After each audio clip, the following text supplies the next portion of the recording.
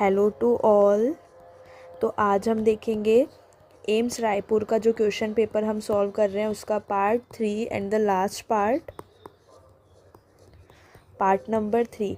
ठीक है, first part में हमने 20 क्वेश्चंस कर लिए थे 1 to 20। सेकेंड पार्ट में हमने क्वेश्चन कर लिए हैं 21 to 45 और इस पार्ट में हम करेंगे 46 से जितने भी क्वेश्चंस हैं हमारे रिमेनिंग 74, ये सारे क्वेश्चंस हम आज कंप्लीट कर लेंगे। ठीक है, ये सारे वो क्वेश्चंस हैं जो टेक्निकल पार्ट से एम्स रायपुर के पेपर में आए थे 2023 के क्वेश्चन पेपर में, और जो बाकी के क्वेश्चंस थे वो कौन से थे, नॉन टेक वाले। ठीक है, तो स्टार्ट करते हैं हम आज की क्लास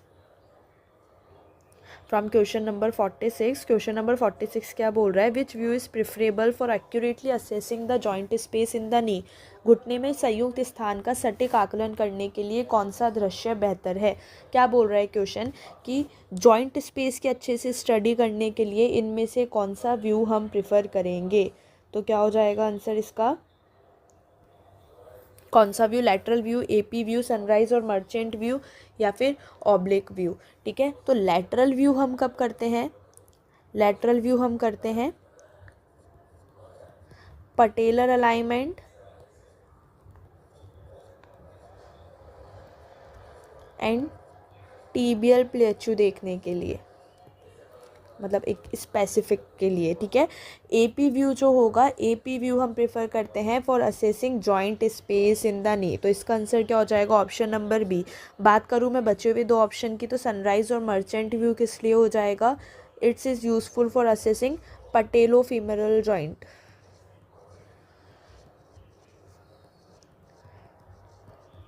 और ऑब्लिक व्यू हो जाएगा for detecting certain type of fractures और बोन लीजन्स। ठीक है, तो क्लियर है क्वेश्चन। नेक्स्ट क्वेश्चन पे चलते हैं हम, question number 47। What is the advantage of MR cholangiopancreatography that is MRCP compare to endoscopic retrograde cholangiopancreatography that is ERCP. Endoscopic retrograde cholangiopancreatography की तुलना में एमआर कॉलेंजोपैंक्रियाटोग्राफी का क्या फ़ायदा है। क्या बोल रहा है क्वेश्चन कि भाई हमने इसी पेपर में एक और क्वेश्चन हमने देखा था लास्ट वीडियो में कि एमआरसीपी ने ईआरसीपी को सब्सटीट्यूट किया है। अब पूछ रहा है कि क्या एडवांटेज है इसका, जो एमआरसीपी हम ज़्यादा प्रेफर करते हैं या फिर एमआरसीपी ने रिप्लेस कर लिया ईआरसीपी को। तो MRCP is a non invasive method, पहला ऑप्शन। दूसरा बोल रहा है MRCP provides more detail cross sectional imaging. तीसरा बोल रहा है MRCP is a substitute for percutaneous transhepatic cholangiography. चौथा बोल रहा है MRCP can be use to evaluate extra ductal disease. तो क्या हो जाएगा इसका आंसर, बिल्कुल एमआरसीपी एक नॉन इन्वेसिव मेथड है, that's why we replace MRCP from ERCP. ठीक है, एमआरसीपी मोर डिटेल क्रॉस सेक्शनल इमेजिंग देता है, तो इस रीज़न की वजह से हमने रिप्लेस नहीं किया था। एमआरसीपी परक्यूटेनियस ट्रांसहेपेटिक कोलिनजियोग्राफी का सब्स्टिट्यूट है, बिल्कुल सही है ये, लेकिन हम ये रीज़न नहीं था, ये एडवांटेज नहीं होगा इसका जब हम कंपेयर करेंगे ईआरसीपी से। ठीक है, नेक्स्ट क्वेश्चन पे चलते हैं। What is the primary advantage of fluoroscopy compared to other X-ray imaging techniques? अन्य एक्सरे इमेजिंग तकनीकों की तुलना में फ्लोरोस्कोपी का प्राथमिक लाभ क्या है। तो क्या हो जाएगा, फ्लोरोस्कोपी का प्राइमरी एडवांटेज पूछ रहा है ये। Fluoroscopy allows for evaluation of dynamic biological process in real time. Fluoroscopy वास्तविक समय में गतिशील जैविक प्रक्रियाओं के मूल्यांकन की अनुमति देता है। Fluoroscopy produces high resolution images with inverted grey scale. तीसरा बोल रहा है हाई क्यूमुलेटिव डोज रखती है इसके अंदर। चौथा बोल रहा है फ्लोरोस्कोपी कैप्चर कर लेता है और इमेज को डिस्प्ले कर देगा at low frame rate for better visualisation. तो इसका आंसर क्या हो जाएगा, बिल्कुल ऑप्शन नंबर ए। जहाँ बात आ रही है फ्लोरोस्कोपी, तो फ्लोरोस्कोपी का जो प्राइमरी एडवांटेज है वो क्या है, डायनामिक इमेजेस, लाइव मोशंस दिखते हैं हमें फ्लोरोस्कोपी के अंदर। नेक्स्ट क्वेश्चन पे चलते हैं, question number 49। How long is the digestive tract. ठीक है, जो हमारा डाइजेस्टिव ट्रैक्ट है वो कितना लंबा है ये पूछ रहा है ये। तो हमारा डाइजेस्टिव ट्रैक्ट कितना लंबा है, 9 मीटर और या 30 फीट लॉन्ग। ठीक है, 9 मीटर और 30 फीट लॉन्ग। क्या क्या इंक्लूड कर लेता है हमारा digestive system, mouth, oesophagus, stomach, small intestine and large intestine. ठीक ठीक है, तो इसका आंसर क्या हो जाएगा 9 metres, it is option number B. Next question पे चलते हैं, question number 50, what is the purpose of CT cisternography. Computed tomography cisternography का क्या उद्देश्य है। क्या पूछ रहा है क्वेश्चन कि सिटी सिस्टर्नोग्राफी जो प्रोसीजर है उसका पर्पस क्या है। तो क्या है उसका पर्पस, पहला ऑप्शन बोल रहा है to visualise intracranial CSF stern, दूसरा बोल रहा है to detect and localise active CSF leaks. बिल्कुल सही, यही है इसका आंसर। सिटी सिस्टर्नोग्राफी एक स्पेशलाइज इमेजिंग टेक्निक है जिसके अंदर हम इंट्राथीकल कॉन्ट्रास्ट इंजेक्शन दे रहे हैं। इंट्राथीकल क्या हो जाता है, इंट्राथीकल का मतलब होता है कि मैं कॉन्ट्रास्ट एजेंट जो है वो इंजेक्टेड कर रही हूँ स्पाइनल कोड के अंदर, ठीक है। इंट्राथीकल कॉन्ट्रास्ट देते हैं हम सिस्टर्नो में, किसके लिए, जो एक्टिव CSF लीक्स है उनको डिटेक्ट करने के लिए, और सिटी स्कैन हम मतलब इंट्राथीकल इंजेक्शन देके सिटी स्कैन की मदद से पूरा जो फ्लो है सेरेब्रोस्पाइनल फ्लूइड का वो देख पा रहे हैं। नेक्स्ट क्वेश्चन पे चलते हैं, क्वेश्चन नंबर 51। क्वेश्चन नंबर 51 बोल रहा है what is the relationship between frequency and penetration depth in ultrasound imaging. Ultrasound imaging में आवृत्ति और प्रवेश गहराई के बीच क्या संबंध है। तो क्या हो जाता है भाई, फ्रीक्वेंसी ज़्यादा है तो क्या हो जाएगा, शैलो पेनिट्रेशन। फ्रीक्वेंसी कम है तो पेनिट्रेशन क्या हो जाएगा, डीपर, ठीक है। तो आंसर क्या हो जाएगा इसका, हाई फ्रीक्वेंसी वेव, ये गलत है। हाई फ्रीक्वेंसी वेव है वह shallow penetration depth in tissue, बिल्कुल सही, that is option number B, ठीक है। नेक्स्ट क्वेश्चन पे चलते हैं 52, what happens to blood glucose concentrations during और shortly after an explosive short term sprint. विस्फोटक अल्पकालिक स्प्रिंट के दौरान या उसके तुरंत बाद रक्त ग्लूकोज सांद्रता का क्या होता है। क्या पूछ रहा है क्वेश्चन, आफ्टर एन एक्सप्लोजिव और शॉर्ट टर्म स्प्रिंट के बाद ब्लड ग्लूकोज कंसंट्रेशन के साथ क्या होता है। तो क्या हो जाता है इस केस के अंदर जो ब्लड ग्लूकोज कंसंट्रेशन होती है वो क्या हो जाती है, इंक्रीज हो जाती है, बढ़ जाती है। और इसका रीज़न क्या हो जाता है, फिजियोलॉजिकल रेस्पॉन्स टू स्प्रिंटिंग, ठीक है। एक्सप्लोजिव के दौरान क्या हो रहा है, जो कैटेकोलामाइंस है वो रिलीज़ हो रहे हैं, ग्लाइकोजन का ब्रेकडाउन हो रहा है और ग्लूकोज लेवल इंक्रीज हो रहे हैं। नेक्स्ट क्वेश्चन पे चलते हैं, question number 53, what is the technique use to obtain a 3D image of the vessel in time of flight angiography. Flight angiography की समय रक्त वाहिकाओं की 3D छवि प्राप्त करने के लिए किस तकनीक का उपयोग किया जाता है। तो कौन सी टेक्निक हम यूज़ करते हैं टाइम ऑफ फ्लाइट एंजियोग्राफी के अंदर, ये एक MRI टेक्निक है जो फ्लो रिलेटेड एनहांसमेंट और 3D इमेजिंग हम इसमें यूज़ करेंगे। क्या होता है, ये देखने के लिए हम कौन सी टेक्निक यूज़ कर रहे हैं इसके अंदर, मैक्सिमम इंटेंसिटी प्रोजेक्शन, ठीक है। मैक्सिमम इंटेंसिटी प्रोजेक्शन क्या है, एक पोस्ट प्रोसेसिंग टेक्निक है जो कि 3D इमेज क्रिएट करेगी और जिसके द्वारा हम वेजल्स देख पाएंगे। नेक्स्ट क्वेश्चन है, why do the testis descend into the scrotum.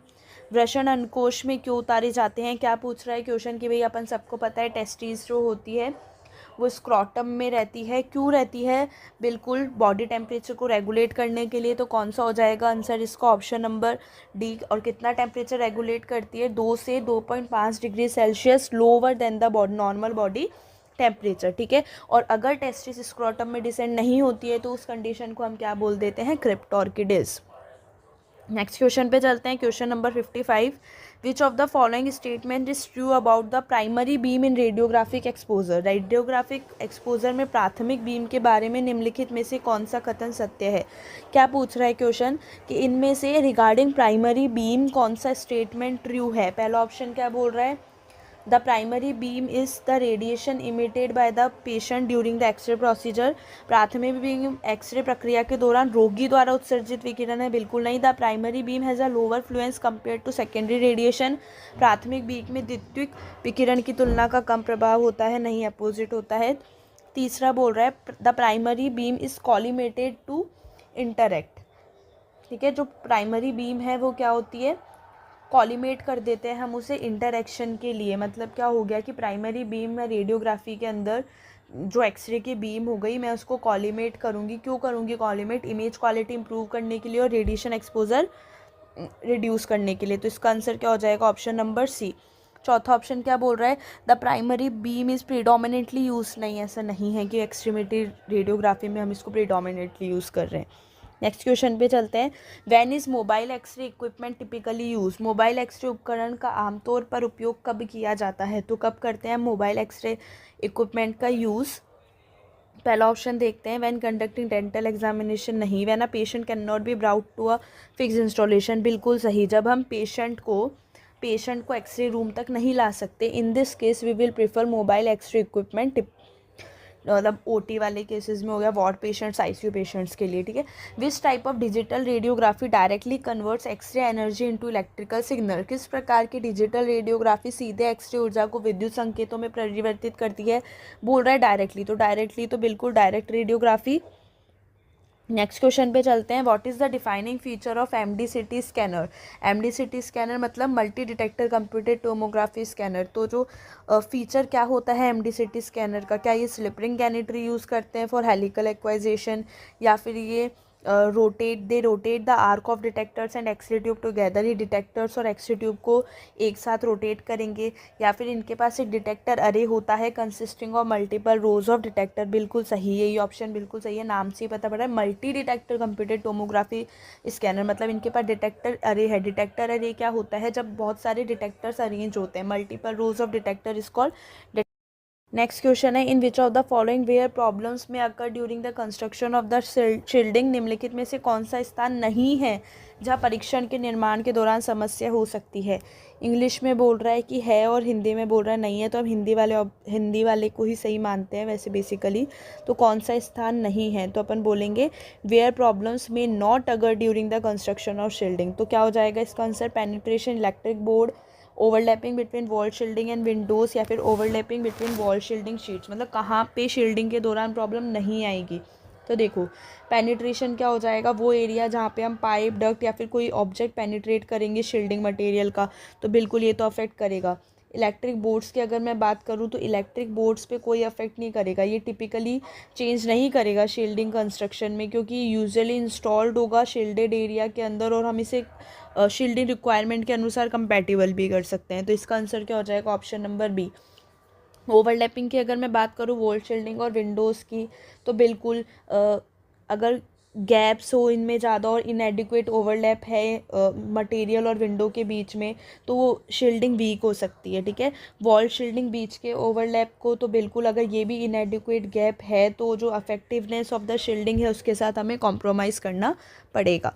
Next question पे चलते हैं। Question number 60, which of the following pressures which of the following pressure is responsible for pulmonary ventilation? निम्नलिखित में से कौन सा दाब फुसफुस संवातन के लिए उत्तरदायी है? Atmospheric, intra alveolar, intrapleural, atmospheric, intra alveolar, intrapleural. बिल्कुल तीनों ही प्रेशर जो होंगे वो पल्मोनरी वेंटिलेशन के लिए रेस्पॉन्सिबल होंगे।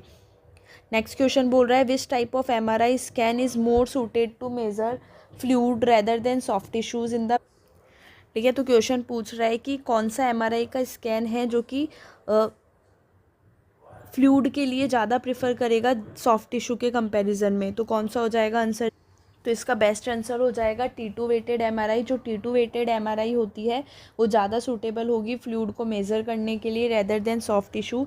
इसके अंदर जो फ्लूइड है T2 के अंदर वो ब्राइट अपेयर हो जाएगा, और जो अदर फ्लूइड्स है वो हाइपर इंटेंस ब्राइट दिखाई देंगे T2 वेटेड इमेजेस के अंदर। और जो कंट्रास्ट है वो भी एक्सीलेंट कंट्रास्ट दिखाई देगा हमें फ्लूइड और सॉफ्ट टिश्यूज़ के अंदर। ये हाइड्रोसेफेलस जैसी कंडीशन, CSF लीक्स या फिर एडिमा वगैरह को विजुलाइज करने के लिए हम T2 वेटेड इमेजिंग ही प्रेफर करेंगे एमआरआई की। नेक्स्ट क्वेश्चन पे चलते हैं। Question number 62, what is the objective of functional magnetic resonance imaging scan? कार्यात्मक चुंबकीय अनुनाद इमेजिंग। तो देखो फंक्शनल एमआरआई क्या होती है? जो कि ब्रेन के फंक्शन के लिए हम प्रेफर करते हैं। तो क्या हो जाएगा इसका आंसर? ऑप्शन नंबर ए। नाम से ही पता पड़ रहा है फंक्शनल एमआरआई, तो हम ब्रेन के लिए करते हैं। फंक्शनल ब्रेन के फंक्शंस देखने के लिए ये बोल टेक्निक यूज़ करता है, मतलब blood oxygen level dependent functional MRI. ये क्वेश्चन पूछा हुआ है प्रीवियस ईयर्स में, ठीक है, और भी पेपर्स में। ये एम्स रायपुर में तो पूछा हुआ है, और भी पेपर्स में पूछा हुआ है। नेक्स्ट क्वेश्चन पे चलते हैं। Which structure is use to differentiate between the medial and lateral tibial plateaus in a lateral radiograph? पार्श्व रेडियोग्राफ में मध्य और पार्श्व टीबियल पठारों के बीच अंतर करने के लिए किस संरचना का उपयोग किया जाता है? तो क्या हो जाएगा इसका आंसर? पहला ऑप्शन है टीबियल स्पाइन, दूसरा है क्वाड्रिसेप्स टेंडन, तीसरा है पटेलर टेंडन, और चौथा है सुप्रा पटेलर टेंडन। तो बिल्कुल इसका आंसर क्या हो जाएगा? Option number A, that is tibial spines.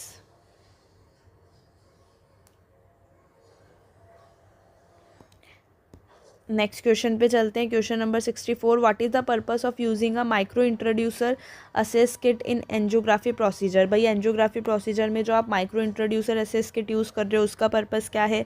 तो बिल्कुल इसका आंसर क्या हो जाएगा? जनरल एंड नहीं, टू थ्रेड द डायग्नोस्टिक बिल्कुल नहीं, टू अप्लाई नहीं, टू बिल्कुल, लेस ट्रॉमेटिक एंट्री हो और पोटेंशियल रीपंचरिंग हो, कम दर्दनाक प्रवेश और संभावित पुनर्पंचर की सुविधा के लिए हम micro introducer access kit use करते हैं एंजियोग्राफी के अंदर।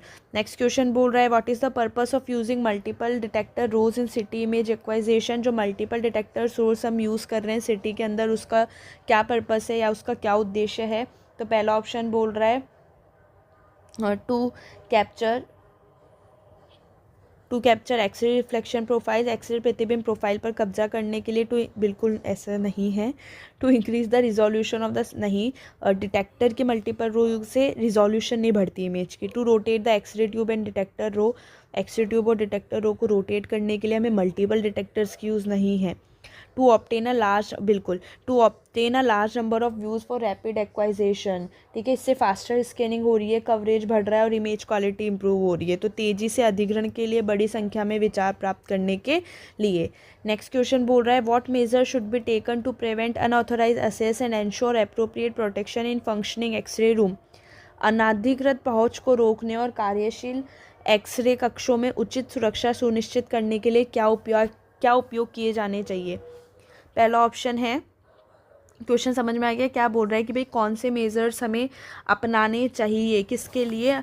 Unauthorised access and ensure appropriate की जो एक्सरे रूम से उसमें प्रॉपर प्रोटेक्शन मिले, ठीक है। Allowing public access to X-ray room without any restriction, बिल्कुल नहीं, अगर हम ऐसे ही पब्लिक को आने देंगे फिर तो अननेसेसरी का एक्सपोजर हो रहा है पब्लिक में, पब्लिक एक्सपोजर बढ़ रहा है।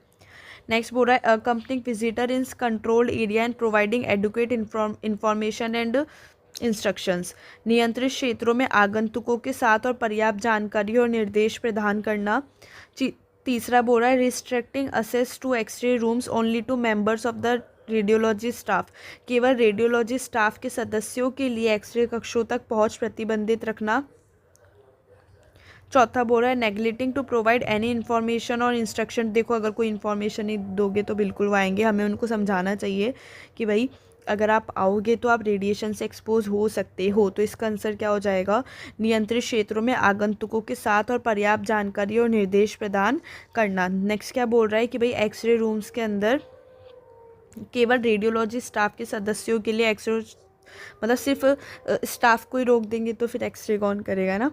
नेक्स्ट क्वेश्चन क्या बोल रहा है? Question number 67, which type of MRI scan is sensitive in identifying a stroke और ischaemic injury shortly after its occurrence. कौन से टाइप का एमआरआई स्कैन सेंसिटिव होगा स्ट्रोक और इस्केमिक इंजरी को आइडेंटिफाई करने के लिए या फिर डायग्नोज करने के लिए? कौन सा एमआरआई का सीक्वेंस हम प्रेफर करेंगे? तो क्या हो जाएगा आंसर इसका? बिल्कुल डिफ्यूजन वेटेड एमआरआई जो है वो सेंसिटिव होता है इन आइडेंटिफाइंग स्ट्रोक और ischaemic injury, early detection and highly sensitive. Next question पे चलते हैं। What are the essential components of mammography. Mammography के आवश्यक घटक कौन से हैं? तो पहला ऑप्शन है एमआरआई स्कैनर, बिल्कुल नहीं, एमआरआई का कोई यूज़ नहीं है मैमोग्राफी के अंदर। X-ray generator, image detector and a protective shield with a remote control station, ठीक है। अल्ट्रासाउंड सिटी इनका कोई यूज़ नहीं है। इसका आंसर क्या हो जाएगा? ऑप्शन नंबर बी, ठीक है। एक्सरे ट्यूब के थ्रू, मतलब एक्सरेज ही आ रही है मैमोग्राफी के अंदर, that is low energy x rays. Next question पे चलते हैं। Which type of MRI scan is particularly useful in detecting small bleeds और micro bleeds in the brain. मस्तिष्क में छोटे रक्तस्राव या माइक्रो ब्लीड का पता लगाने के लिए किस प्रकार का एमआरआई स्कैन विशेष रूप से उपयोगी है? क्या बोल रहा है क्वेश्चन कि माइक्रो ब्लीड्स को डिटेक्ट करने के लिए आप कौन सा एमआरआई सीक्वेंस प्रेफर करोगे? पहला ऑप्शन है ग्रेडियंट रिकॉर्ड एमआरआई, दूसरा है T1 वेटेड, तीसरा है डिफ्यूजन वेटेड, चौथा है T2 वेटेड एमआरआई। तो बिल्कुल आंसर क्या हो जाएगा इसका? ग्रेडियंट इको या फिर वही ग्रेडियंट रिकॉर्ड एमआरआई, और more specifically susceptibility weighted imaging भी होता है, ठीक है, which is option based on gradient echo sequence. ये भी यूज़ कर सकते हैं और ये भी कर सकते हैं, ठीक है। दोनों ही किसके लिए होता है? माइक्रो ब्लीड के लिए, माइक्रो ब्लीड डिटेक्ट करने के लिए। नेक्स्ट क्वेश्चन पे चलते हैं। What what are the type of muscles found in human body, मानव शरीर में पाई जाने वाली 3 प्रकार की पेशियाँ कौन सी है? तो बड़ा इजी सा है, स्मूथ स्केलेटल कार्डियक, बिल्कुल पहला ऑप्शन ही सही है। नेक्स्ट क्वेश्चन है what is the main advantage of MR colonography over CT colonography, CT colonography पर एमआर कोलोनोग्राफी का मुख्य लाभ क्या है? मतलब एमआर कोलोनोग्राफी क्यों प्रेफर करूँगी मैं सिटी कोलोनोग्राफी की जगह? तो भाई पहला ऑप्शन है हायर स्पेक्चर रिजोल्यूशन, लेकिन वो सिटी में मिलेगा। लोअर कॉस्ट, बिल्कुल ऐसा नहीं है। एमआरआई बल्कि कम होती है और ज़्यादा महंगी हो। नॉन यूज़, बिल्कुल सही। एमआरआई के अंदर आयनाइजिंग रेडिएशन नहीं लग रही है पेशेंट को, तो हम एमआर कोलोनोग्राफी प्रेफर कर लेंगे। नेक्स्ट क्वेश्चन बोल रहा है what are the 2 bone tissue type, हड्डी उत्तक के 2 प्रकार कौन से होते हैं? हमें बहुत अच्छे से पता है, compact and spongy type of bones. Next question है what is the purpose of MR spectroscopy, MRS जिसको हम बोलते हैं एब्रीविएटेड फॉर्म में, एमआरएस स्पेक्ट्रोस्कोपी का उद्देश्य क्या है? तो इसका उद्देश्य क्या है? To measure the chemical metabolism of a suspected tumour in the brain और स्पाइन, बिल्कुल पहला ऑप्शन ही बिल्कुल अच्छे से डिफाइन कर रहा है एमआरएस को। मस्तिष्क या रीढ़ में एक संदिग्ध ट्यूमर के रासायनिक चयापचय को मापने के लिए, तो इस क्या हो जाएगा इसका answer? That is option number ए। ठीक है, एमआर स्पेक्ट्रोस्कोपी का यही पर्पस होता है कि भाई हम केमिकल मेटाबॉलिज्म वो कर रहे हैं, मेटाबॉलिक इन्फॉर्मेशन दे रहा है ये हमें about the chemical composition of tissue, detect specific metabolites, मतलब आइडेंटिफाई और क्वांटिफाई कर रहा है स्पेसिफिक मेटाबोलाइट जैसे कि choline, creatinine and N acetyl aspartate, ये सब। ठीक है, तो इसका आंसर क्या हो जाएगा? Option number A. Next question पे चलते हैं। Which mode of ultrasound imaging displays echo magnitude as a function of distance? क्या पूछ रहा है क्वेश्चन? अल्ट्रासाउंड इमेजिंग का कौन सा तरीका दूरी के एक समारोह के रूप में गूंज परिमाण प्रदर्शित करता है? मतलब कौन सा मोड है अल्ट्रासाउंड इमेजिंग का जो कि इको मैग्नीट्यूड डिस्प्ले करेगा as a function of distance? तो क्या हो जाएगा इसका आंसर? बिल्कुल ए मोड इमेजिंग। ठीक है, ए मोड इमेजिंग के अंदर क्या होगा? इको मैग्नीट्यूड होगा, मतलब द एम्पलीट्यूड जो होगा रिफ्लेक्टेड अल्ट्रासाउंड वेव्स का, और जो डिस्टेंस हो जाएगी रिफ्लेक्टिंग स्ट्रक्चर की फ्रॉम द ट्रांसड्यूसर। ठीक है, ए मोड इमेजिंग क्या है? एक 1 डायमेंशनल डिस्प्ले है जो कि हमें स्पाइक, एम्पलीट्यूड और डिस्टेंस मेजरमेंट बताएगा। ठीक है, तो इस तरीके से 74 क्वेश्चंस हो गए हैं।